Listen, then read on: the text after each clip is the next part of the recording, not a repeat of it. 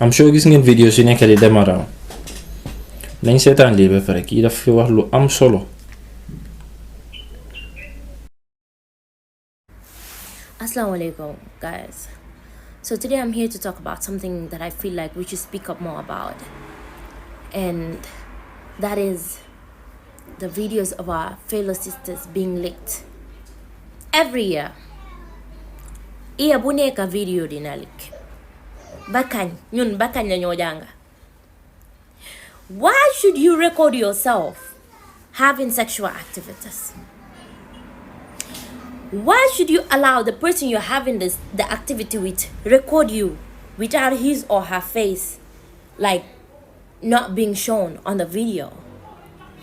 Why are you video calling guys being naked? Don't you learn? Fii ñaata videos lañ fi leak. Ñaata videos lañ fi leak like every year. Ñun kañ la ñoo janga? Like, I really need for us to even suñ ko defalot suñ boppa. Bro, nañ yërëm suñ waajur yi.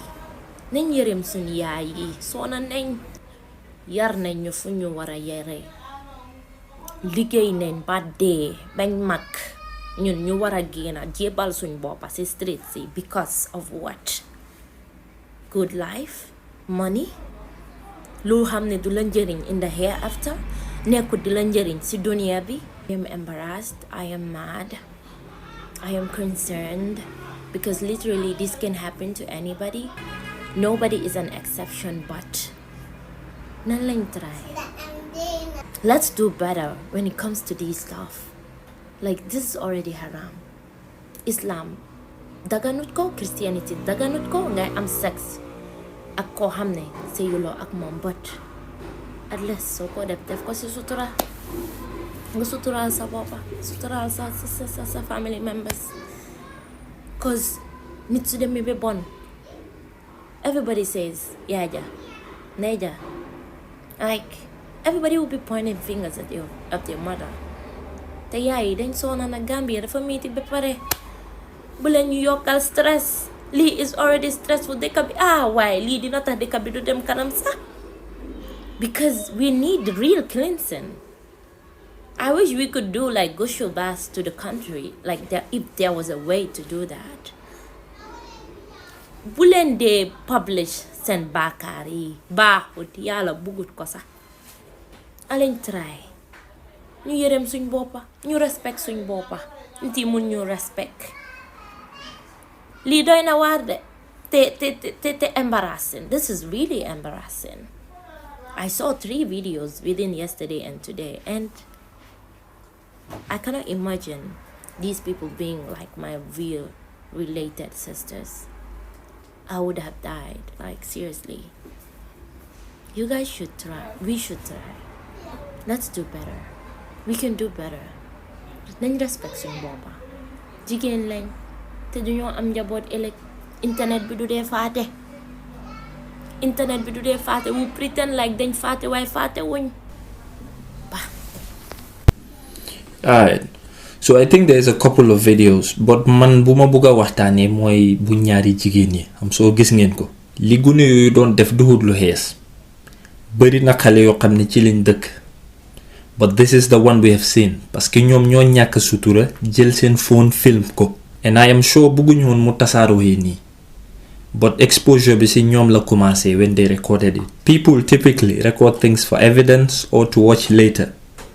Why would you keep evidence of your sin? Yàlla fa bëgg boo ko moyee nga rëccu ko, xam kersaak dellu ci, nëbb ko ñépp including sa bopp. But it looks to me keeping that video would only mean reminiscing how lit it was, which will then mean it is something you're proud of, low-key. Man, to be honest, I feel bad for them.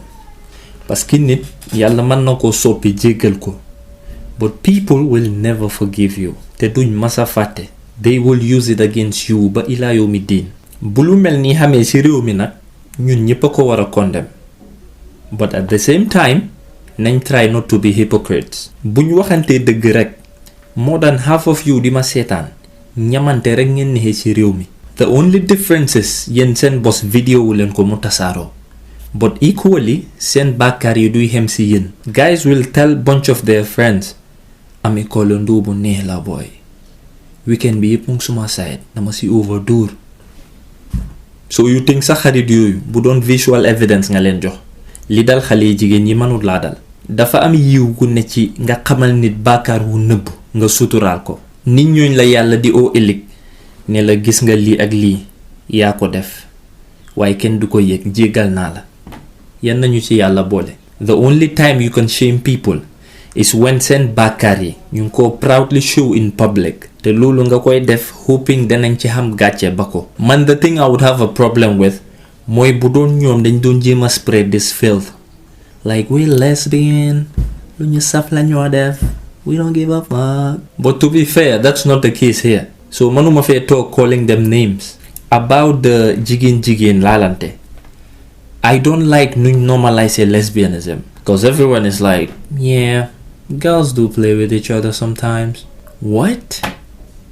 Xam nga ne lii bu doon góor la duñ fi xëjati fa ñuy génn réew mi. I think I will even have a different tone right now.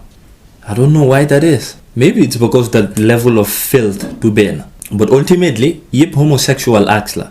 Bàkkaar yi is the same. Yal nañu yàlla boole jéggal.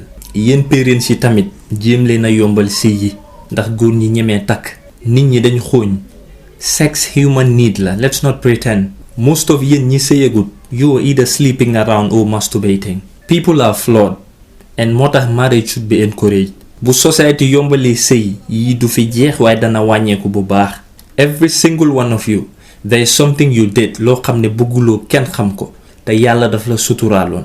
Remember that. Ku fi yàlla guide bul foog ne danga mun. He made it easy for you. I genuinely believe those girls have learned their lessons and I hope they forgive themselves parce que society is not going to. Yal na yàlla dolli sutura. Yàlla aar ñu aar suñu réew yi. Képp kuy go through a spiritual struggle yal na la yàlla teg ci yoon.